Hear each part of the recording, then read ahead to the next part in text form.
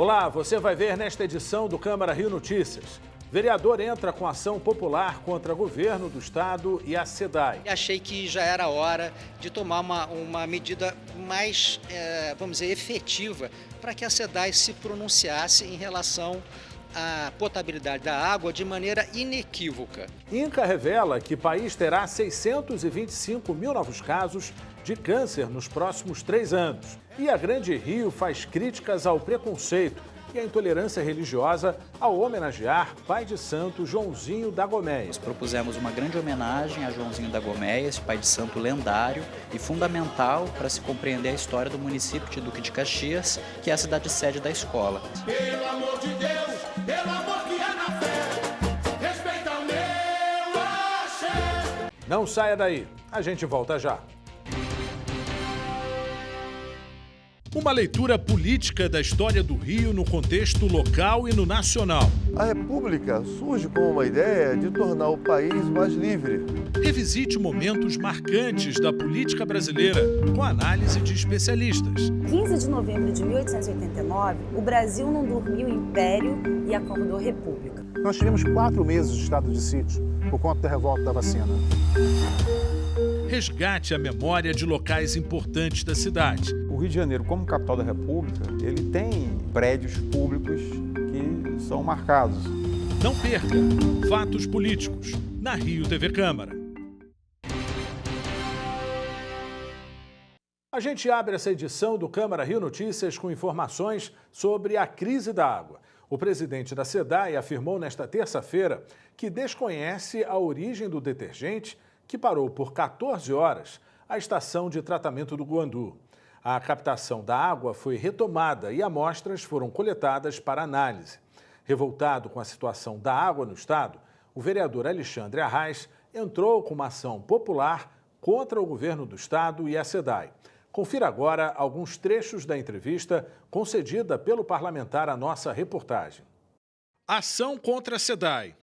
Eu, como o vereador presidente da Frente Parlamentar de Saneamento, me vi nessa posição e achei que já era hora de tomar uma medida mais, vamos dizer, efetiva para que a SEDAI se pronunciasse em relação à potabilidade da água de maneira inequívoca, para que o cidadão, ao tomar a decisão de tomar água, consumir a água que está sendo entregue nas suas torneiras, ele tivesse a segurança que aquela água realmente é uma água potável, né? Então, esse foi o objetivo inicial da ação popular que nós ajuizamos em face da SEDAI, para que ela, através de uma entidade certificadora autônoma, independente, que tenha cumprido todas as condições e exigências da portaria específica do Ministério da Saúde, pudesse dar transparência aos resultados e dizer ao cidadão que realmente, comprovar ao cidadão que realmente a água que está sendo entregue é potável. Suspensão de cobrança da tarifa. Se ela não tem capacidade de demonstrar que a água que ela está entregando na torneira do Carioca é uma água potável, ela não pode cobrar pela água, né? A gente está falando de uma relação de consumo, a obrigação de comprovar a qualidade do produto é do fornecedor, né? Então, cabe à SEDAI comprovar de maneira inequívoca que a água que está sendo entregue, vendida, né, comprada pelo cidadão carioca da SEDAI é realmente a água potável. Esse é o contrato. Se a SEDAI entrega um outro líquido, ela não pode cobrar a tarifa por esse produto que está sendo entregue. Fornecimento de água às escolas. Isso é muito grave. A gente está num momento de retorno às aulas, as crianças estão voltando para as escolas, vão ter que consumir uma água cuja potabilidade ainda está em discussão. Isso não pode ser é responsabilidade do fornecedor. Se ela não pode garantir a qualidade da água, a potabilidade da água, ela precisa entregar para cada escola pública do município do Rio de Janeiro e para cada unidade de saúde água mineral engarrafada, até que ela demonstre de uma forma inequívoca, indiscutível, que a água realmente é potável. Providências tomadas pelo Estado. O governo do Estado está batendo cabeça, né? A questão é muito mais complexa, são tentativas de tratar o sintoma, enquanto a causa é gravíssima. A gente está dizendo que a utilização de carvão ativado, argila modificada, isso apenas melhora um pouco, tem como objetivo melhorar um pouco o aspecto, o sabor e o odor da água que está sendo entregue. Mas a presença da geosmina é uma demonstração clara de que o sistema está podre. Os afluentes do Guandu, eles levam esgoto. Então, e durante todos esses anos, a SEDAI captou água e conseguia transformar essa água contaminada em água potável. Eu acho que agora chegou no limite da capacidade da estação de tratamento, por isso todos esses problemas estão acontecendo. Para sanar esse problema é necessário fazer o que a SEDAI nunca fez, que foi coleta e tratamento de esgoto de todas as cidades ali, ribeirinhas, dos afluentes e do sistema Guandu. Posição da Câmara do Rio. A minha expectativa é que no retorno agora, com o fim do recesso, esse tema seja pautado na Câmara, né? Todos os vereadores, eu acho que a gente precisa tomar aqui uma posição como Legislativo Municipal, é uma crise hídrica como nunca aconteceu e a gente vive uma tragédia do saneamento, da falta do saneamento. Durante muito tempo isso ficou por debaixo do pano, se deixou para depois, mas nós chegamos num ponto que é necessário uma ruptura, uma virada, um novo momento. E nesse novo momento não há lugar para a SEDAI prestando esse tipo de serviço. No Dia Mundial de Combate ao Câncer, uma estimativa alarmante. O INCA anunciou que são esperados 625 mil novos casos da doença no país até o fim de 2022. Para marcar os 20 anos da criação do Dia Mundial do Câncer, iniciativa da União Internacional para o Controle do Câncer, com o apoio da Organização Mundial da Saúde, o INCA lançou as estimativas de novos casos da doença no país para o triênio de 2020 a 2022. O documento indica que serão 625 mil registros nos próximos 3 anos. Desses, pouco mais de 50% deverão ocorrer em homens e 49% em mulheres. Os dados foram organizados a partir de recomendações internacionais que são referência para esse tipo de análise, utilizando informações populacionais e hospitalares e considerando 19 tipos de neoplasias. Um dos avanços que o aprimoramento da metodologia de cálculo permitiu foi a estimativa de novos casos de câncer infanto-juvenil por estado brasileiro. A tecnologista do INCA explica que, anteriormente, as projeções de tumores malignos em crianças e jovens eram presumidas em torno de 3% do número de adultos acometidos pela doença. Hoje, como a gente tem uma informação melhor, inclusive dos registros, informações melhores, inclusive para câncer infantil, o que a gente faz é que a gente pode aplicar a mesma metodologia da estimativa para calcular o câncer infantil. E isso é um diferencial. De acordo com a diretora-geral do Instituto, os índices de adoecimento dos cidadãos expressam seus hábitos de vida. 85% dos carcinomas são causados por fatores externos. Os brasileiros vêm apresentando neoplasias mais associadas à urbanização e menos a infecções, seguindo inclusive a tendência global da doença. As mudanças de perfil epidemiológico acontecem, em média, a cada 10 anos. O câncer de pele não melanoma é o mais comum, seguido do de próstata nos homens e de mama nas mulheres. Tanto na população masculina quanto na feminina, os tumores de cólon e reto figuram em terceiro lugar. O câncer coloretal é um tipo de câncer que as estimativas vêm mostrando, ele vem ocupando um espaço, cada vez maior, em termos de incidência na população em geral, em todas as regiões do país e em ambos, tanto na população feminina quanto na população masculina. E é um tipo de câncer que está altamente relacionado ao que a Inês tocou e Marceli tocaram, a hábitos de vida saudáveis. A pesquisa serve de base para o planejamento de ações, programas de controle, alocação de políticas e recursos públicos com a intenção de promover assistência, pesquisa e vigilância, além de prevenção, que, de acordo com o INCA, é a melhor forma de evitar o câncer. Pelo menos 1/3 dos novos casos poderiam não existir com a eliminação de fatores de risco, como tabagismo, obesidade, sedentarismo, ingestão de alimentos ultraprocessados e exposição excessiva ao sol. O programa Segurança Presente chegou nesta terça-feira a Jacarepaguá. Agora, o Rio de Janeiro conta com 23 unidades do projeto. 102 policiais militares vão patrulhar as ruas da Taquara, Freguesia, Praça Seca e Vila Valqueire. 4 bases estarão em funcionamento, das 6 da manhã às 10 da noite, com a participação de assistentes sociais. Desde janeiro do ano passado, o programa realizou mais de 43 mil atendimentos e cumpriu mais de 1.600 mandados de prisão. Nas áreas onde o Segurança Presente foi implantado, acabou o problema de roubo de celular.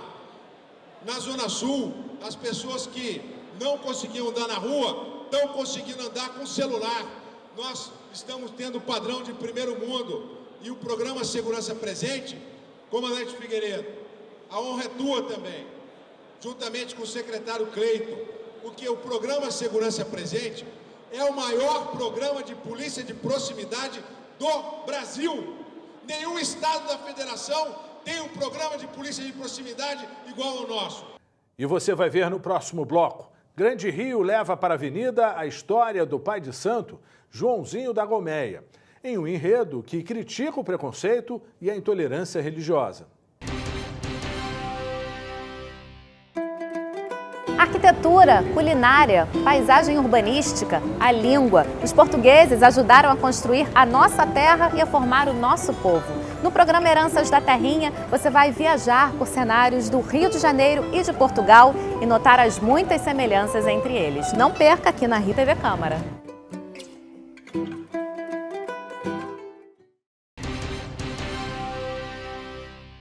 Lista de material escolar, taxa de matrícula, aumento de mensalidade. O ano letivo começa e são várias as dúvidas de pais e responsáveis pelos alunos. Pensando nisso, convidamos para uma entrevista aqui no estúdio a subsecretária do Procon Carioca, Silvânia Parente. Muito obrigado, Silvânia, pela sua presença. Primeiro, eu gostaria que você explicasse para a gente quais são os direitos do consumidor em relação a essa renovação de matrícula. Olá, o consumidor ele tem vários direitos, né, previstos até mesmo no Código de Defesa do Consumidor, na hora de renovar a matrícula dos filhos. Seja aquela taxa de rematrícula que a escola pede para poder os pais pagarem, geralmente no mês de setembro, outubro, tem os direitos em relação à taxa de reserva, em relação a material escolar também, que eles querem uma marca específica, os pais não são obrigados a comprar daquela marca que a escola está pedindo. Se existe uma outra marca similar, do mesmo produto, que faça o mesmo efeito, os pais não são obrigados a comprar aquela marca pedida pela escola e outros direitos também que a gente vai falar aqui.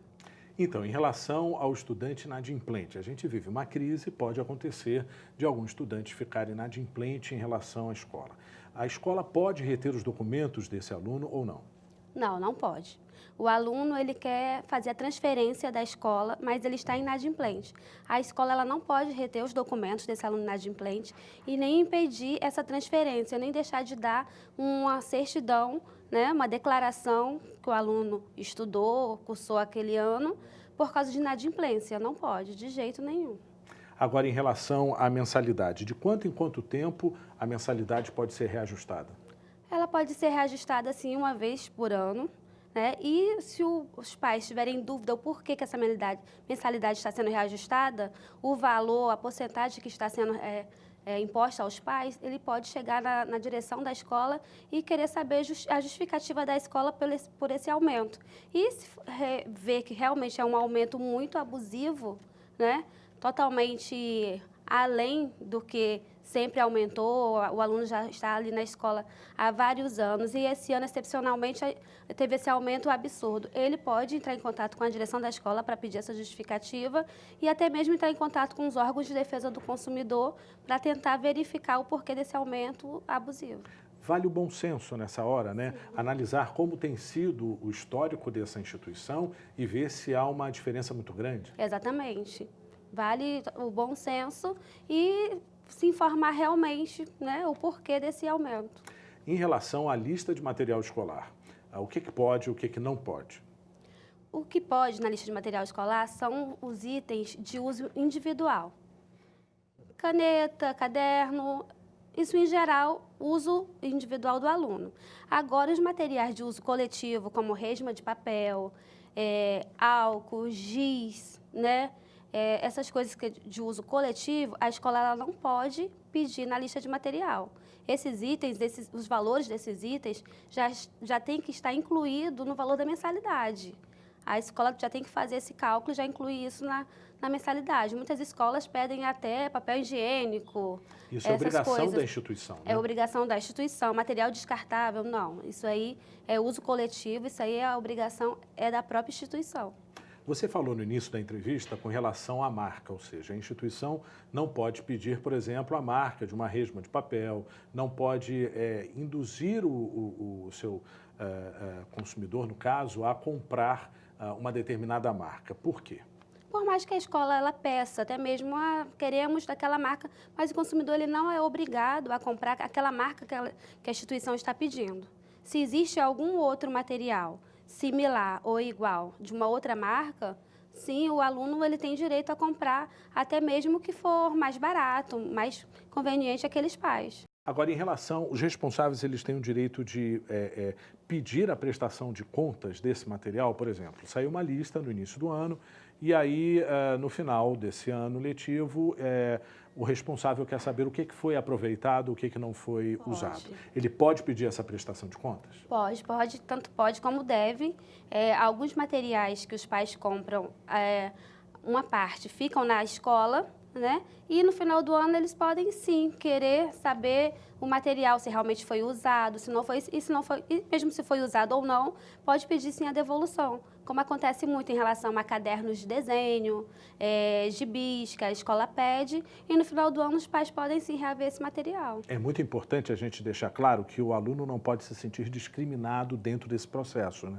Mesmo o aluno que tenha o material, ou seja, a escola, não pode criar uma situação de exceção para esse aluno que não tenha, né? De maneira alguma. Tanto em relação ao material, a escola não pode discriminar o aluno, ou seja, de um aluno que no decorrer do ano, por algum motivo, algum problema financeiro da família, ficou inadimplente com a mensalidade escolar, ele não pode sofrer nenhum tipo de discriminação, qualquer tipo de discriminação em relação a isso. Silvânia, muito obrigado pelas suas informações.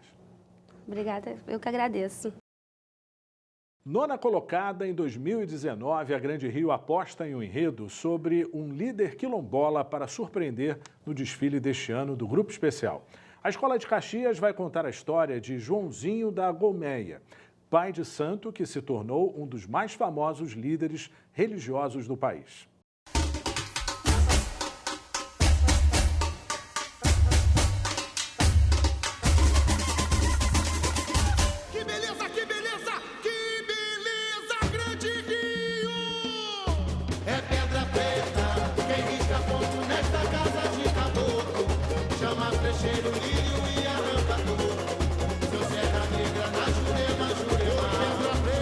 O desfile da Grande Rio vai contar a história de Joãozinho da Gomeia com o enredo Tatá Lundirá, o canto do caboclo no quilombo de Caxias. O personagem do enredo é um pai de santo que marcou a história da cidade de Caxias em meados do século passado e influenciou toda a vida cultural e política do país. Nós propusemos uma grande homenagem a Joãozinho da Gomeia, esse pai de santo lendário e fundamental para se compreender a história do município de Duque de Caxias, que é a cidade sede da escola. Então é a escola olhando para a sua comunidade, olhando para o seu lugar e olhando para essa memória, né, que envolve o imaginário da Gomeia, por onde passaram tantas personalidades importantes, praticamente toda a cena político-cultural do Brasil das décadas de 40, 50 e 60. O nosso trabalho prima, primeiramente, né, no desenvolvimento do enredo, ao olhar para a sua própria comunidade. A gente chega na Grande Rio agora tentando dar observar a comunidade de Caxias e o que ela espera da Grande Rio para o Carnaval. E a partir de então a gente chega em Joãozinho da Gomeia e vamos pensando, desenvolvendo, olhando para os nossos trabalhos anteriores, com um trabalho de reaproveitamento de materiais das próprias fantasias do agora de 2020, um trabalho de reaproveitamento de materiais da própria Grande Rio, de anos anteriores. Então é uma forma, já que a gente teve corte na verba da prefeitura, é uma forma da gente tentar tranquilizar o andamento do carnaval.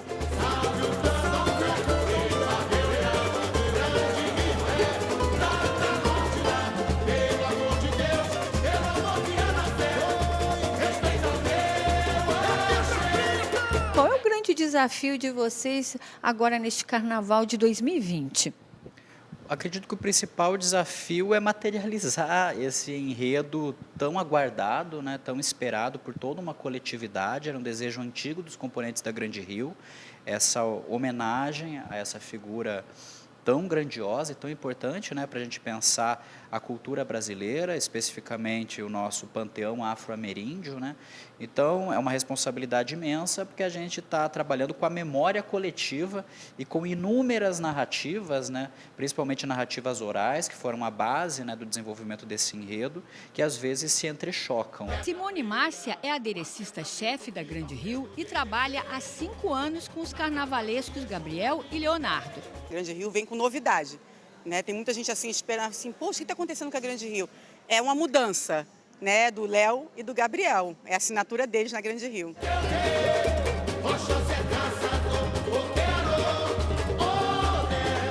Grande Rio, ó, vermelho e verde, vai dar certo. Pelo amor de Deus, pelo amor que é na fé, respeita o meu axé. Eu respeito o seu amém, você respeita o meu axé. É isso que beleza. O Câmara Rio Notícias fica por aqui. Acompanhe a nossa programação também nas redes sociais. A Rio TV Câmara está no YouTube, no Facebook, no Instagram e também no Twitter. Obrigado pela companhia. Amanhã a gente se vê.